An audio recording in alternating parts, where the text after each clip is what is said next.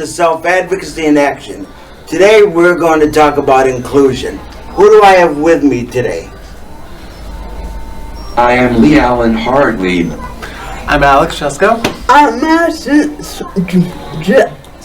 And I'm Mike Rogers. A lot of times on the bus, we have the most impromptu conversations. We talk about everything. And that's what we're going to do today. We're just going to talk. And again, our topic is going to be inclusion. So guys, what does inclusion mean to us? What do you think, Alex? Well, for me, inclusion means being a part of society without being discriminated against, whether it's your ethnicity, your race, your orientation, your disability, or any of that. Essentially, you're seen as a person regardless of any of the factors that people may otherwise discriminate against. What about you, Essence? What does inclusion mean to you? When you hear the word, what does it mean? It means being accepted, not only but your ethnicity, your gender, your sexual orientation, but also your age. It's being able to be yourself and being comfortable with being who you are, not being made to feel ashamed of who you are. Well, thank you. To me, acceptance is just mattering. Because when I was growing up, what people thought inclusion was once I wanted to be somewhere or wanted to be involved in something, it had to go down the chain of family members to make sure that I was involved and that I wasn't offended. And by that time, it didn't end up being inclusion. It was a forced thing that wanted to make me feel better. To me, inclusion is just people of all backgrounds showing each other that you matter and that it matters that you're there. We don't always have to think about, did we include this person? Are their rights violated? No, just treat them as human and make sure that you have something accessible that they can get to every once in a while. That is really what inclusion is. Now, Lee, what is inclusion to you? To me, inclusion means doing everything others can do. Right, in the way that you can do it. And there are, what are some barriers to inclusion? Alex and I were talking about this yesterday. What do you think are some of the barriers that we got to inclusion that really keep us from being involved? Well, one of the biggest barriers, I think, for inclusion essentially is ignorance. Ignorance about people with disabilities, about any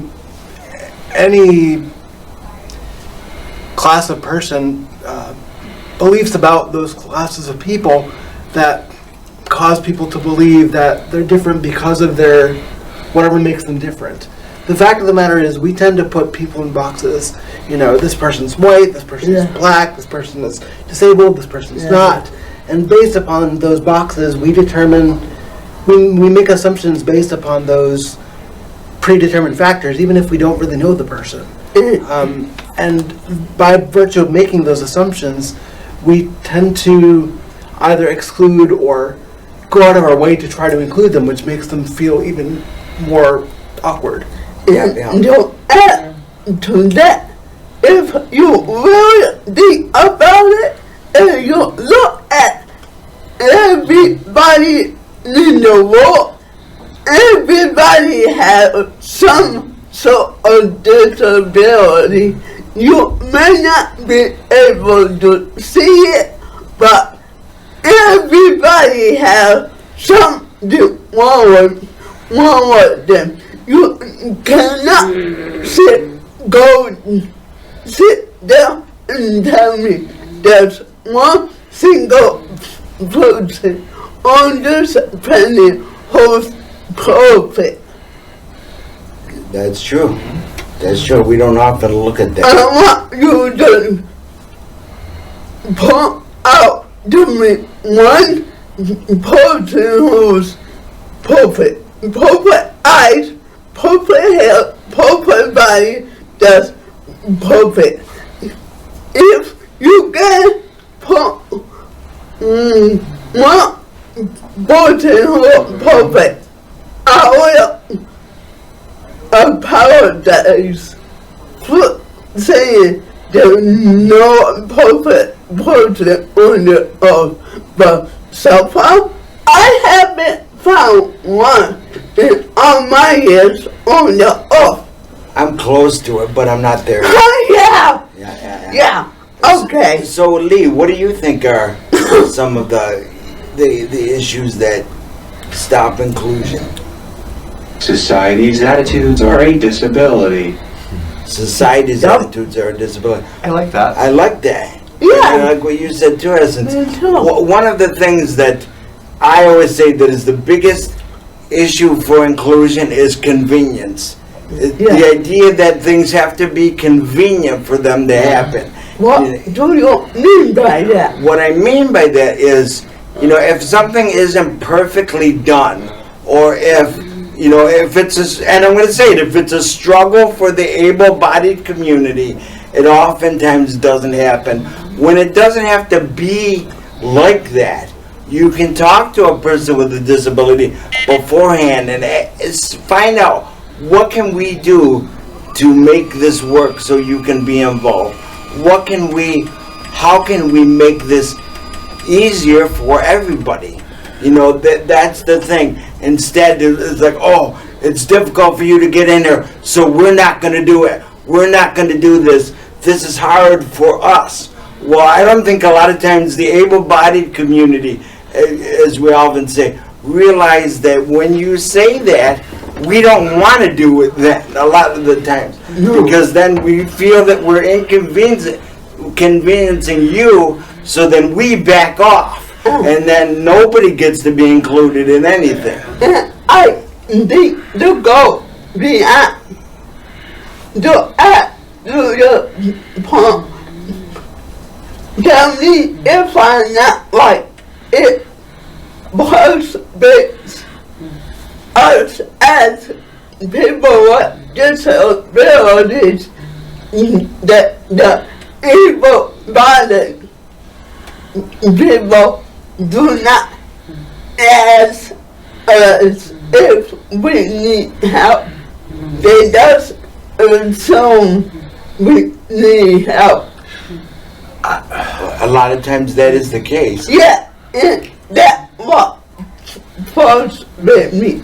All you have to do is, if you wonder about what disability one might have, just ask.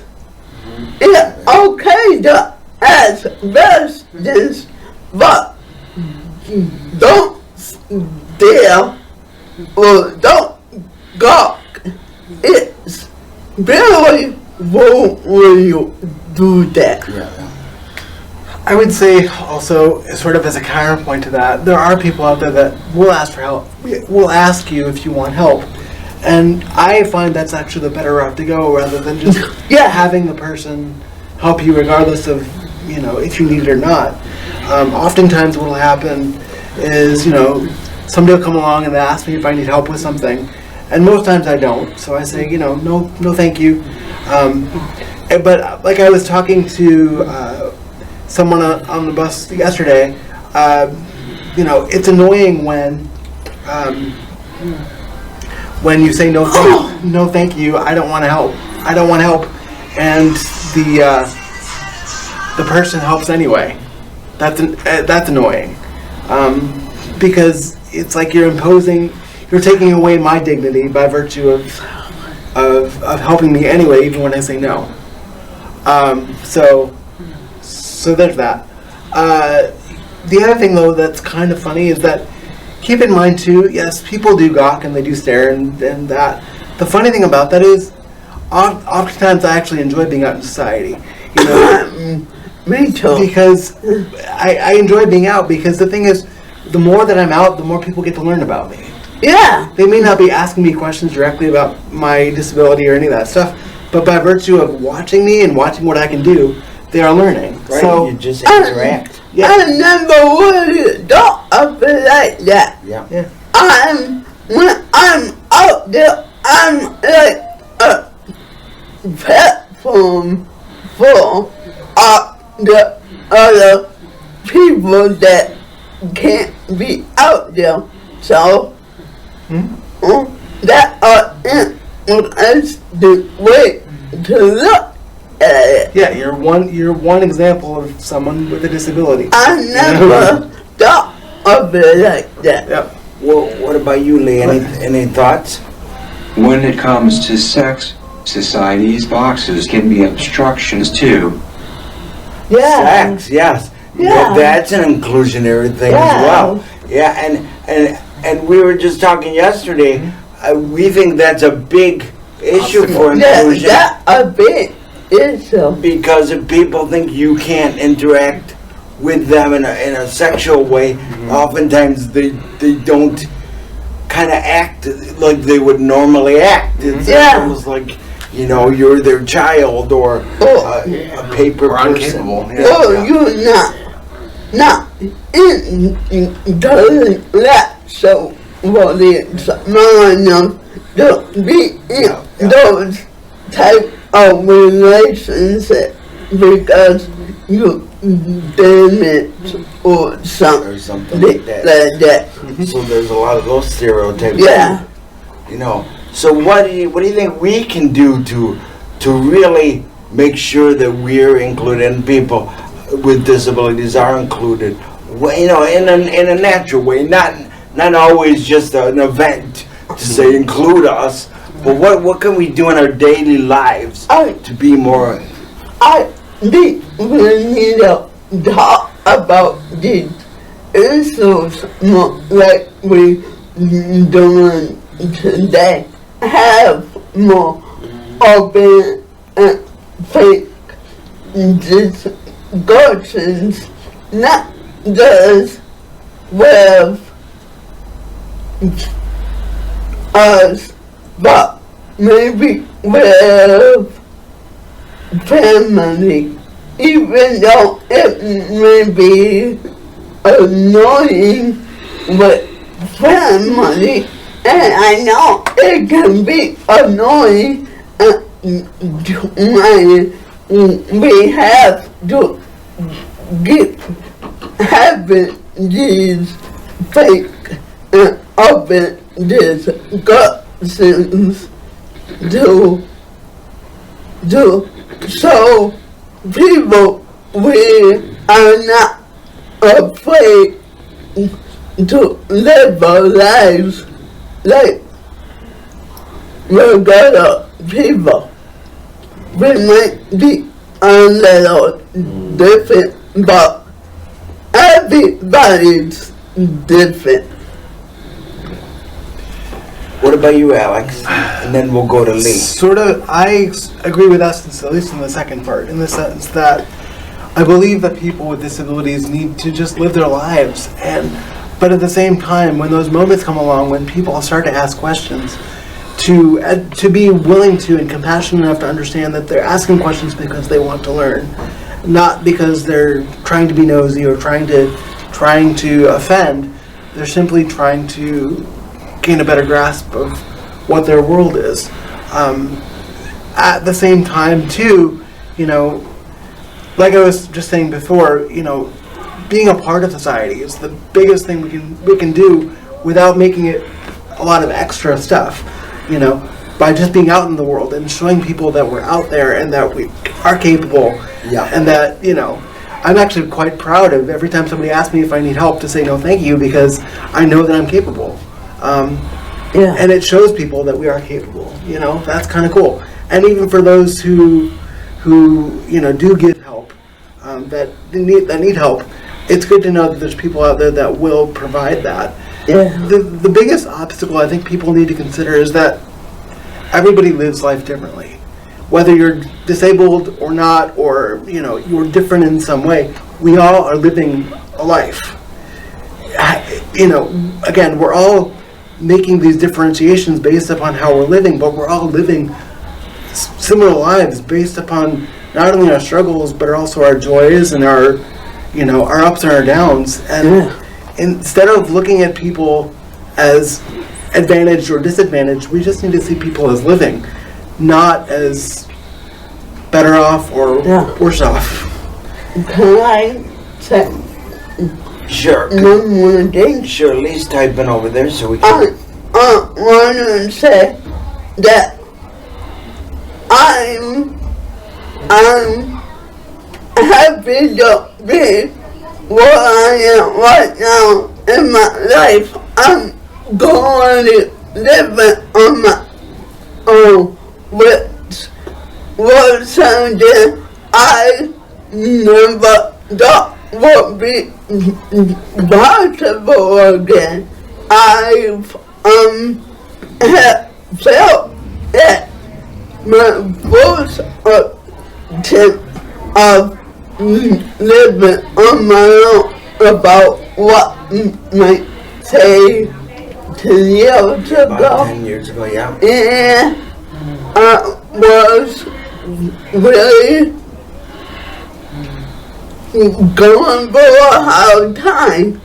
And I had a lot of growing up and a lot of doing to do.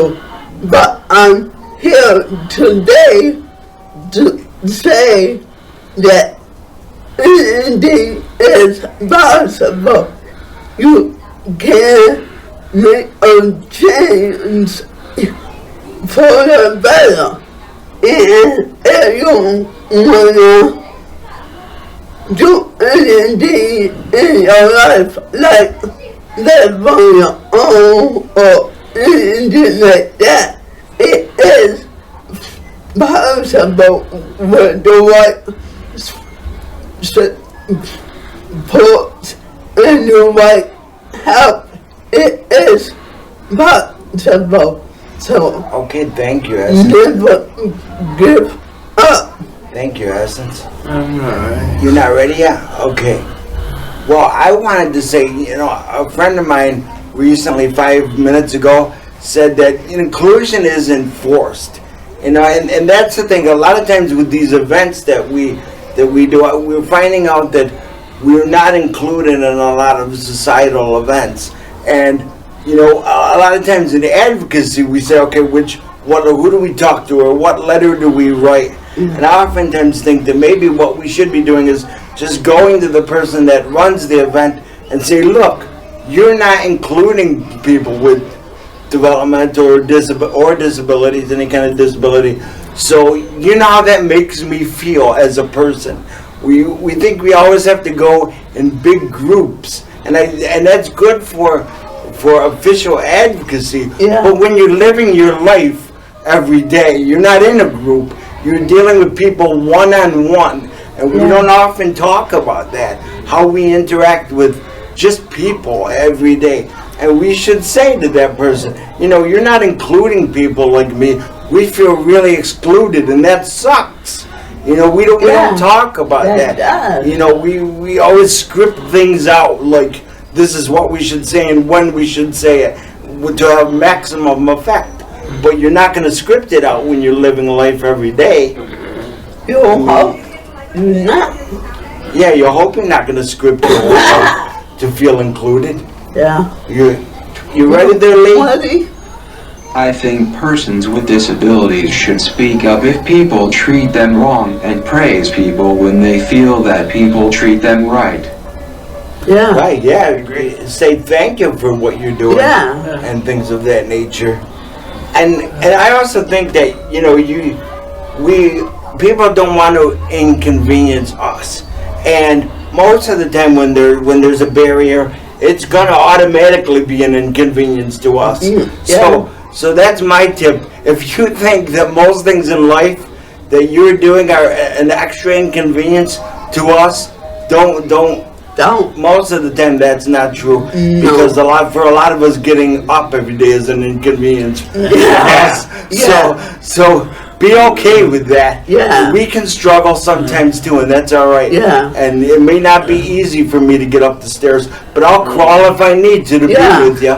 So that's my tip. Is everything's an inconvenience for most people. So be okay with that. We struggle just the same as you.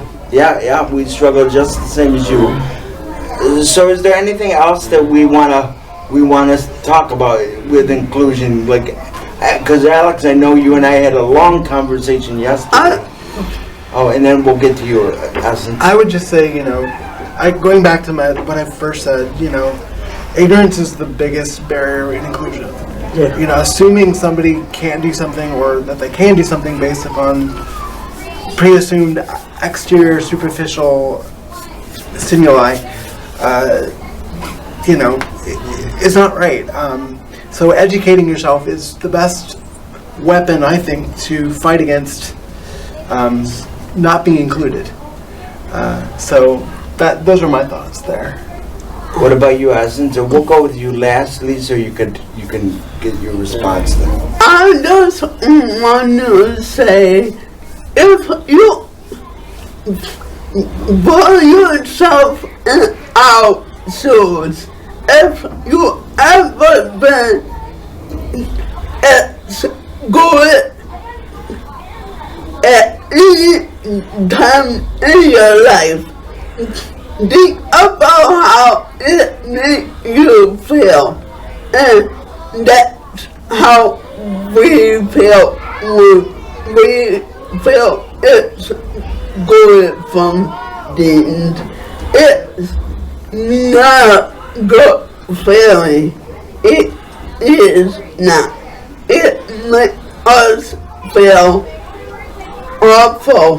Who wants to feel lucky because they feel inadequate or they can't be about something because of unsafe notion or something that you perceive that we can't do something.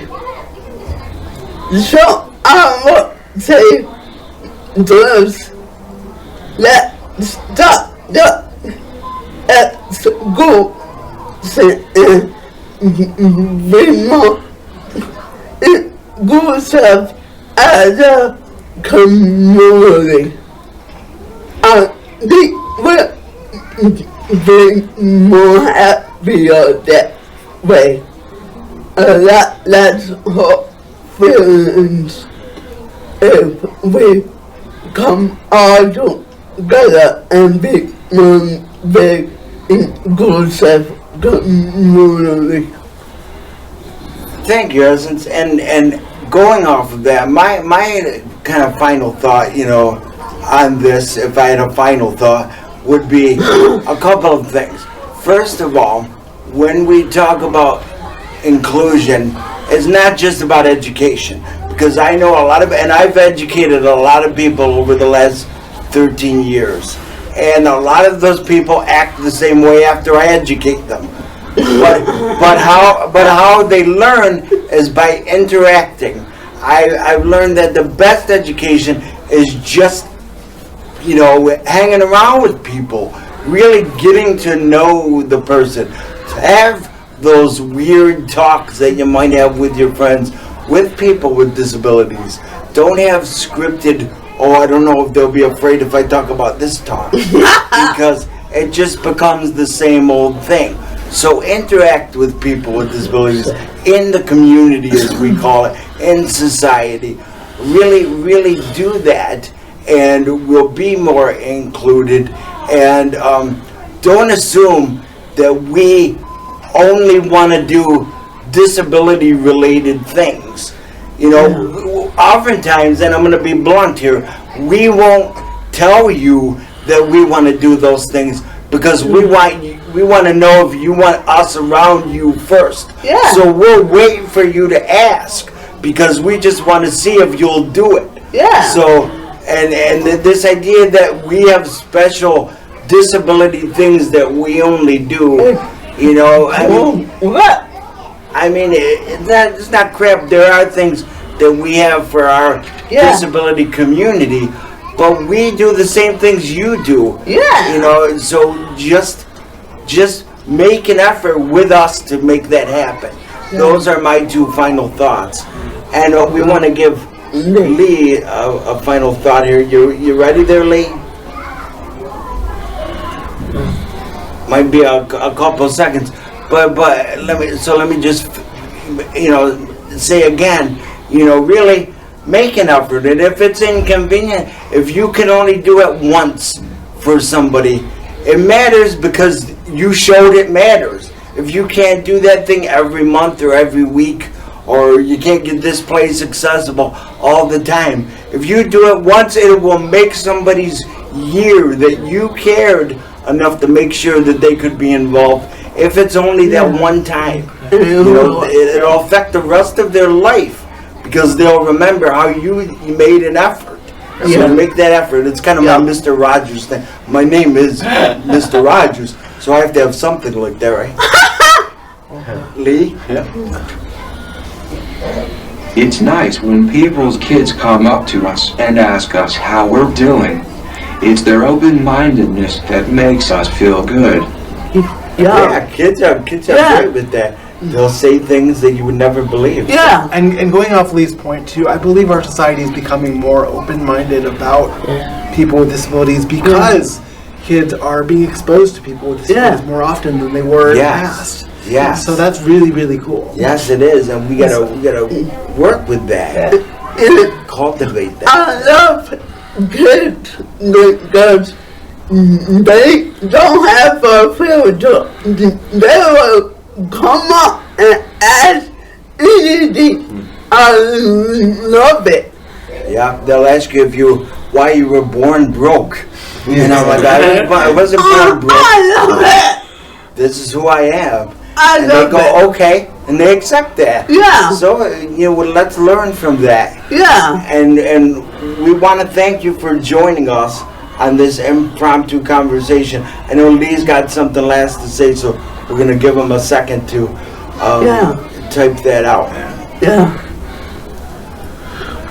But you know, that's cool great. too because one of the things that's really cool that we've done in the past, we've actually gone to, you know, other schools and educated schools of kids about people with disabilities, and it's a really cool thing.